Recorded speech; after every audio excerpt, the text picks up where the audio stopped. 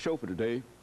The topic is the NAACP in 2008 challenges and opportunities. And earlier we spoke with Reverend Dr. Kimbrough dealing with the National Association for the Advancement of Colored People and how he became involved in the National Association. And now we have with us Reverend Andrew Wardle, a student at Tennessee State University who is also involved with the NAACP as a member of the Tennessee State University chapter of the National Association for the Advancement of Colored People. And of course, Reverend Wharton, let me welcome you to the show this morning. Thank you. And of course, let me tell you not only how delighted we are to have you, but it's seldom that we have a young man or young woman dealing with some of the critical issues that we're dealing with, but we recognize that it is the young people today who will have to deal with the issues that Dr. Kimbrough pointed out as being on the forefront in terms of the NAACP. Let's look at your background and education and some of the things that eventually brought you to the National Association for the Advancement of Colored People chapter at Tennessee State University. Well, I was born and raised here in Nashville, Tennessee. I graduated from Christian private school, Davidson Academy, and I had gone there my whole life. I had went there my whole life, 14-year senior.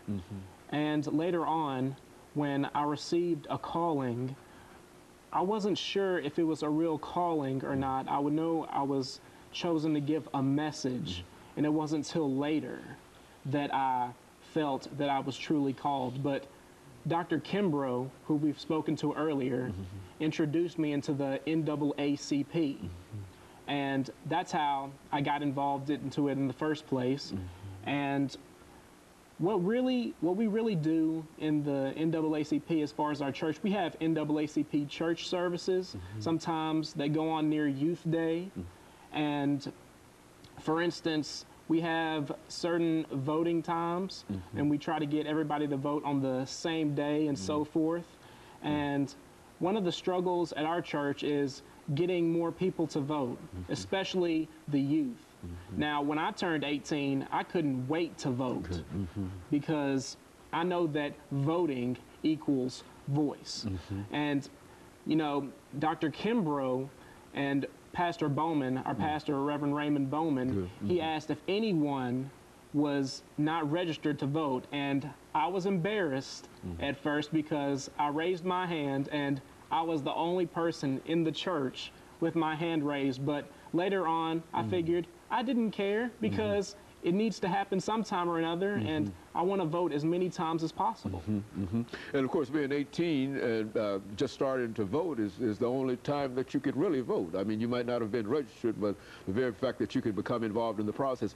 Now, what do you think, being a young person yourself, and understanding that up until this season, I think, that most young people were not that interested in the political process. What do you think that is the reason for that, and what can we do in order that we might be able to motivate our young people to understand how very, very significant the NAACP is, as well as the political process is, that they participate in the political process?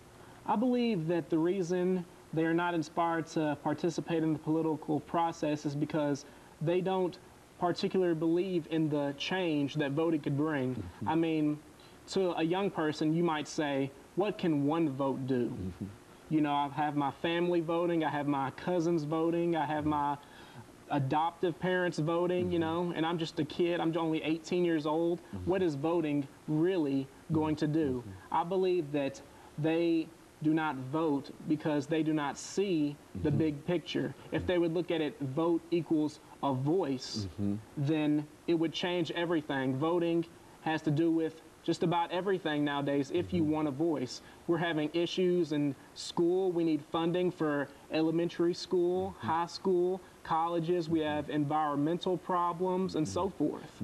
And so we've got all the issues are still there, and you believe that if more young people became involved in the whole process, that it might not change that much, but certainly it would have to be a change because of the number that could be involved. Is that it? I do. Vote equals change. I was talking to one of my workers the other day, and I asked them if who they were going to vote for in this upcoming presidential election, and they said, I don't vote. I'm not going to vote at all.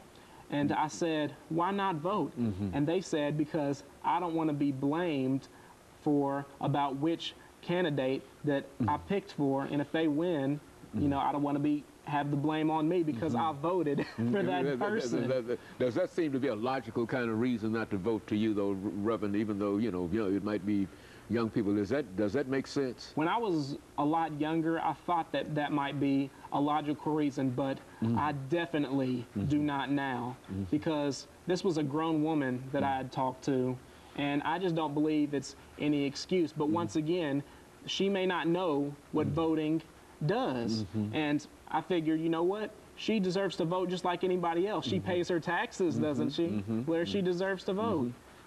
And whether win or lose, the vote is still very, very important. Yes. You know, one of the things that we find in terms of dealing with institutions of higher education is that there's a reluctance on the part of young people like yourself to become involved. Now, what can we do in order to strengthen their participation in this political process, this upcoming political season? I believe that we need to emphasize the importance of it everywhere we go, not just in church, not just in marches, but in elementary schools, where from kindergartners on up. We have to sponsor these things everywhere, whatever it takes to get their attention in the right way. Very good. Excuse me. Now, I think we'll have our second commercial break here very soon, Reverend. And what I would like to do during this final segment is to deal with an individual who has some information dealing with environmental issues, because I think that the NAACP has now gone on record as being, as understanding how very, very important these environmental issues are.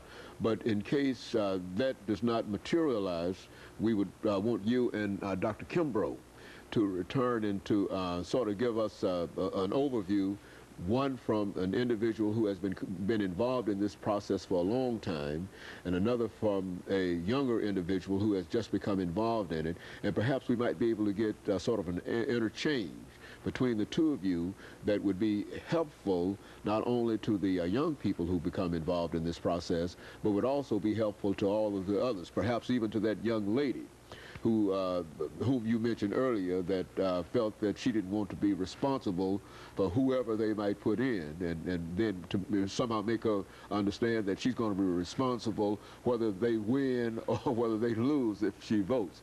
And of course, I think that's what we want to try to do, to simply highlight the importance of the National Association for the Advancement of Colored People. Of course, we'll be back with our audience following this very, very short commercial break.